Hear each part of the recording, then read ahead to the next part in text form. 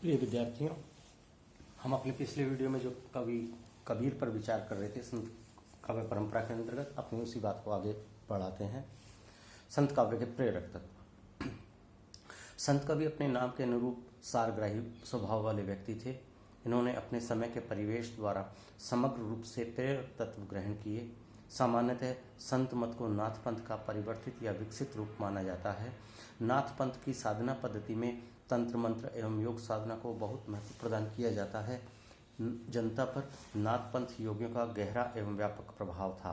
इसके कारण भक्ति के सच्चे स्वरूप के प्रचार में बाधा पड़ती थी। अपने उद्देश्य की सिद्धि के लिए संतों ने एक अभिनव मार्ग का अवलंबन किया। उन्होंने एक ओर तो पिंगला, इड़ा, सुषुम्ना, ब्रह्मरंध्र, कुंडलिनी आदि की व्याख्या नए ढंग से प्रस्तुत की और साथ ही यौगिक समाधि के स्थान पर सहज प्रेम की श्रेष्ठता का प्रतिपादन किया तथा परोक्ष रूप से नाथ पंथ का खंडन भी किया। अपभ्रंश के सिद्ध जैन मुनियों के उपदेशपरक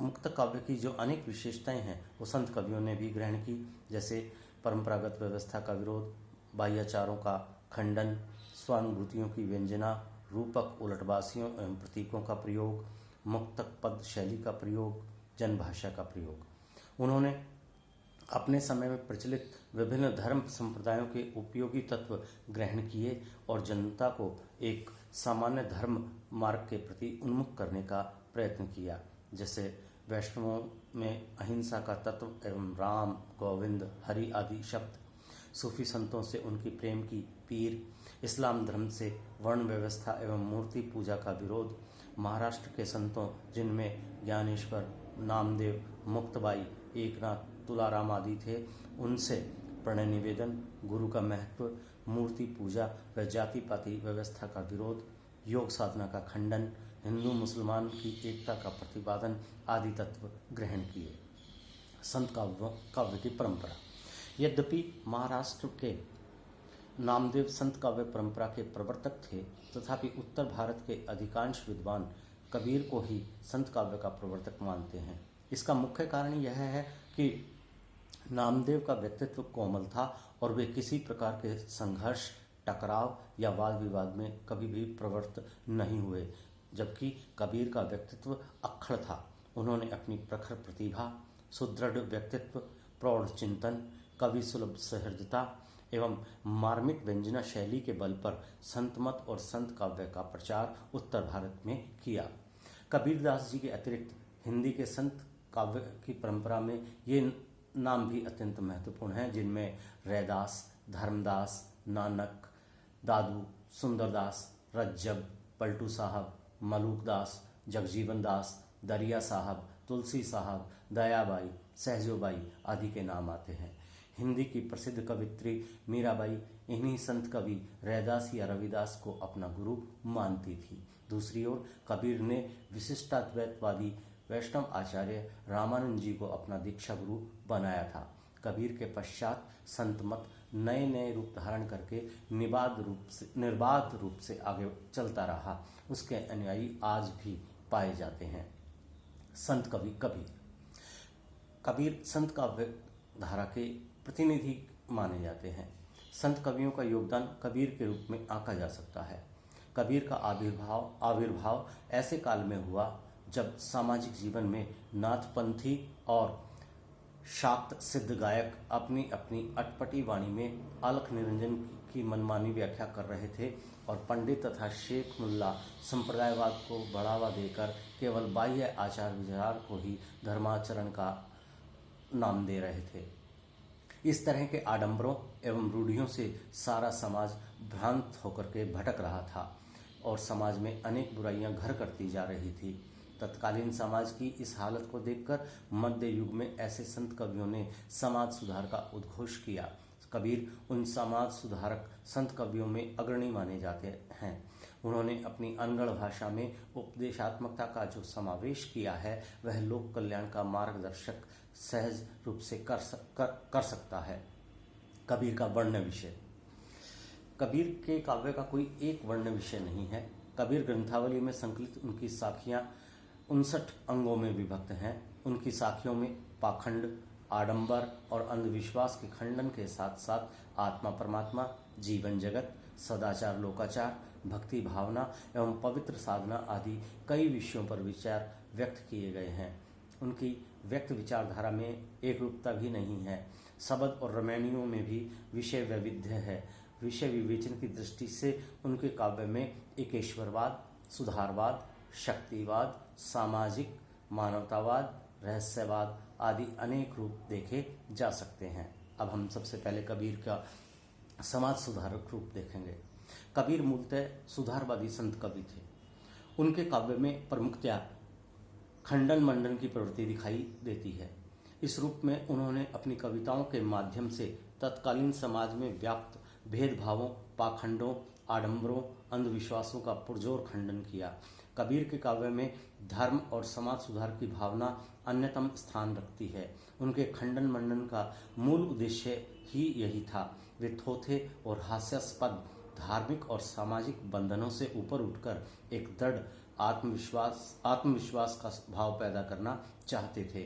वे जगह जगह घूमने वाले तथा जनता की भीड़ को एकत्र करने वाले उपदेशक नहीं थे। वे तो अपने कार्य में लगे रहने वाले और एक स्थान पर ही रहकर साधु जनों का समागम पाकर अपने भावों को अभिव्यक्ति देते थे। वे एक सदगृहस्थ की तरह श्रमनिष्ठ जीवन परंपरा का निर्वाह करते थे और जुलाहा कर्म में अत्यंत दक्ष थे। फिर भी उनका लोकानुभव अत्यंत विस्तृत था, जिसके कारण अपने दार्शनिक विचारों के अनुसार उन्होंने समाज में व्याप्त बुराइयों को दूर करने का सफल प्रयास किया। उनके सुधारवादी विचारों को इस प्रकार से समझा जा सकता है। पहला बिंदु है मानव मात्र की एकता का उपदेश। कबीर एकेश्वरवादी थे। उनका कहना था कि हिंदू, मुसलमान, ब्राह्मण, शूद्र तथा अमीर गरीब सब एक ही ईश्वर की संतान हैं। मृत्यु के बाद यह शरीर पंच भौतिक तत्वों में विलीन हो जाता है। इसलिए हिंदू मुसलमानों में जाति तथा वर्णगत विभेद नहीं रहना चाहिए। इसके समर्थन में वो कहते हैं, साधो एक रूप सब माही, अपने मन ही विचार के देखो और दूसरों नाही। एक तो चार रुधिर पुनि एक, विप्र शूद्र के माही। दूसरा बिंदु है बाह्याडंबरों का विरोध। कबीर ने समाज में फैले अंधविश्वासों एवं बाह्याडंबरों पर सशक्त प्रहार किया। उन्होंने भक्ति के नाम पर दिखावा करने वालों का तीव्र विरोध किया और वो कहते हैं, काकर पाथर जोरी के मस्जिद लई चुनाई, ता चढ़ी मुल्ला बांग दे, क्या बहिरा हुआ खुदाई। इसी प्रकार कबीर ने वैष्णव भक्तों के आडंबरों का भी विरोध किया तथा उन्हें फटकारते हुए बतलाया कि मन की पवित्रता से ईश्वर की प्राप्ति हो जाती है, परंतु ढोंग रचने, छापा तिलक लगाने से अपना ही अनर्थ होता है। वो कहते हैं, वैष्णव भयो तो का भया, बूझा नहीं विवेक, छापा तिलक लगाई करी, दग्ध्या लोक अनेक। ईश्वरीय तत्व का वास्तविक ज्ञान न रखने वाले ढोंगी पंडितों को वे नर पिशाच मानते थे।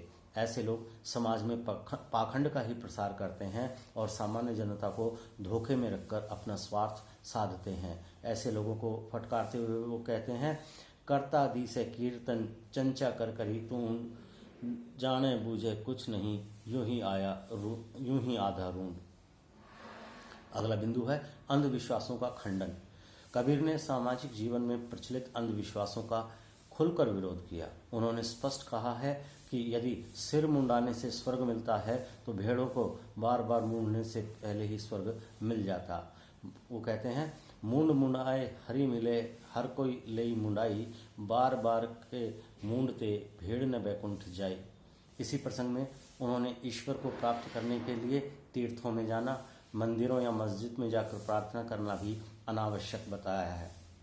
उनका स्पष्ट कथन था कि ईश्वर तो आदमी के भीतर ही निवास करता है, उसे बाहर ढूंढना व्यर्थ है। क्या कहते हैं वो, मोको कहाँ ढूंढे बंदे, मैं तो तेरे पास में, ना मैं देवल ना मैं मस्जिद, ना कावे कैलाश में, ना तो कोने क्रियाकर्म में, न ही योग वैराग में, तीर्थ में तो सब पानी है, होवे नहीं कुछ हाय देखा, कस्तूरी कुंडल बसे, मृग ढूंढे बन माही, ऐसे घटघटी राम है, दुनिया देखे नाही।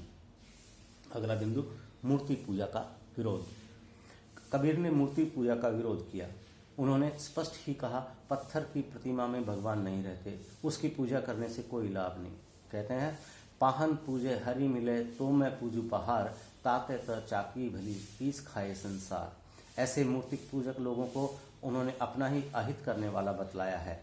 पाहन केरा पूतला करी पूजे करतार, यही भरोसे जे रहे ते बूढ़े काली धार। अगला बिंदु है भेदभाव का विरोध। कबीर सामाजिक जीवन में व्याप्त विसंगतियों को दूर करना चाहते थे।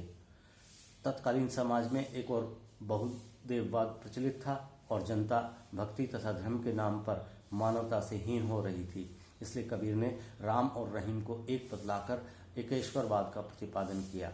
समाज में अस्पृश्य माने जाने वाले लोगों को हरिजन अर्थात ईश्वर की संतान बतलाकर जातिगत भेदभाव का विरोध किया। हरिजन से तू हेत कर, हरिजन के हेत। कबीर ने हठ योगियों और ओगड़ों को ढोंगी बताया तो भक्ति के नाम पर भगवा वस्त्र पहनने वालों का भी विरोध किया। इस तरह कबीर मानव समाज में पूर्णतया अभेदवाद की स्थापना करना चाहते हैं। अगला बिंदु है प्रचलित उपासना पद्धति का विरोध। तत्कालीन समाज में वैष्णव, शैव, नाथपंथी, शाक्त आदि अलग अलग तरह की उपासना पद्धति अपना रहे थे।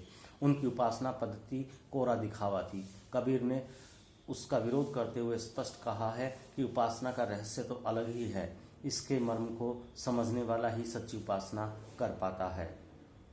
इसी प्रकार कबीर ने स्पष्ट कहा है कि मन के पवित्र होने पर, शुद्ध आचरण करने पर तथा वासना तृष्णा से मुक्त रहने पर ईश्वर की उपासना आसानी से की जा सकती है। इसलिए मन और कर्म से पवित्र रहना चाहिए। जप माला छापा तिलक सरय न एको काम, मन कांचे नाचे वृथा सांचे राचे राम। तो विद्यार्थियों, आज इस प्रश्न में इतना ही। इसी बात को हम अगले वीडियो में फिर से आगे बढ़ाएंगे। धन्यवाद।